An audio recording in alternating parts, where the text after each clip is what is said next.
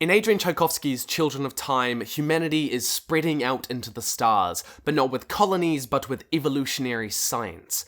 We have seeded a number of planets with apes, and a special virus that will accelerate their evolution.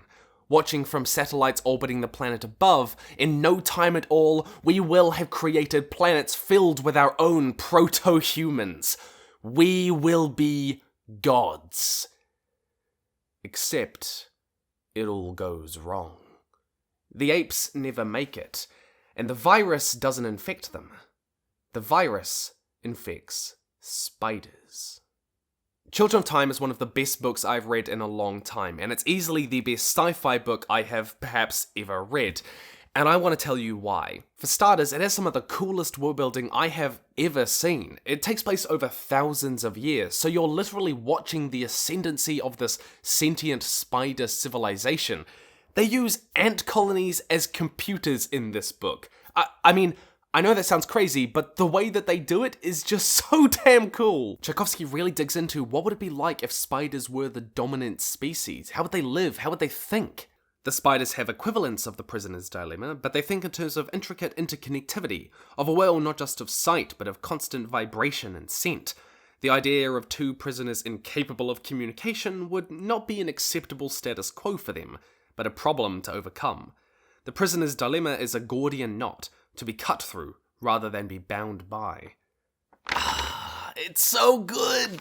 Thematically, the story juxtaposes the ascendancy of spider civilization with the degeneration and breakdown of human civilization. There are two parallel stories that are brought crashing together here. And it really asks, what does it mean to be civilized? What does it mean to be human when not only we forget part of our humanity, but we forget the knowledge that humanity has collectively brought together over our evolution? What do we become, and what does that make the spiders? One of the problems with writing stories that take place over thousands of years is how do you have consistent character perspectives, but he manages to do that really well, not only with the humans, but with the spiders who go through generations. There are recurring characters who sort of inherit things from their parents, which I thought was a really cool world-building mechanic as well. Also, if I sound sick, it's because I am. It's making it immensely hard to record. Fundamentally, Children of Time is a story about empathy. It's about understanding things that are vastly different from us, which of course spiders are perfect for. Because what does the average human fear or revile more? Yet, as you read it, you come to visualize these characters, which take on the form of a thing you might really hate, and you like them, you root for them. Life is not perfect, individuals will always be flawed, but empathy, the sheer inability to see those around them as anything other than people too, conquers all in the end.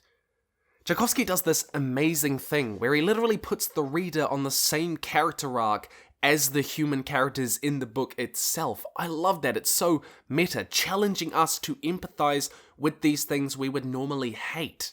And yet, even with a story filled with all of these complicated thematic ideas, Tchaikovsky still manages to write a story filled with vibrant characters that we care about. A story that you really get into on a personal level, not just an ideological one. Now, this isn't me saying that it's a character-centric story, because you really do fall in love with the worlds themselves, the world of the spiders, the world of the humans, which is why the sense that they're constantly on a collision course is so tense, and he pulls it off in this beautiful ending so incredibly well. He ties all of these thematic and world-building and character threads together. But if you're looking for a book which is a character study, then maybe Children of Time isn't that. But that's not a weakness of the book any more than saying, oh, there's not enough action scenes. It's just not the type of book that it is. And I have to point out that the writing itself is just fantastic. It's mature without being obtuse, it's accessible without being plain, it's insightful without being heavy-handed. When Ivana Kern says humanity is overrated, there's this deep sense of cynicism that you go, yeah, we kind of are when you read this book. But it's also, well, I won't spoil that. What criticisms do I have of Children of Time? Honestly, it feels a little bit forced to give them. But as I said before, it's not a book about character work. It still has characters who are great, and you root for them or you hate them, and they have character arcs and they change. But it's not a book about character work. It's not a John Green novel. It's not American Gods. So if you're looking for that, this might not be for you. But here is why I think it's an amazing book if you want to get into sci-fi or if you're already reading sci-fi.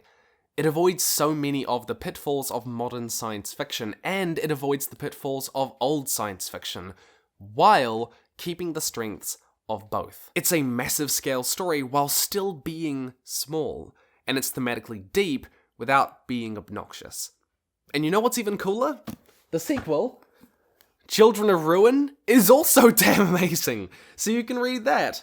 I just drove through both of these, so absolutely recommend, go pick them up now. But that's all for me. Let me know down below what you thought of Children of Time and other books that you want me to review. In the meantime, stay nerdy, and I'll see you in the future.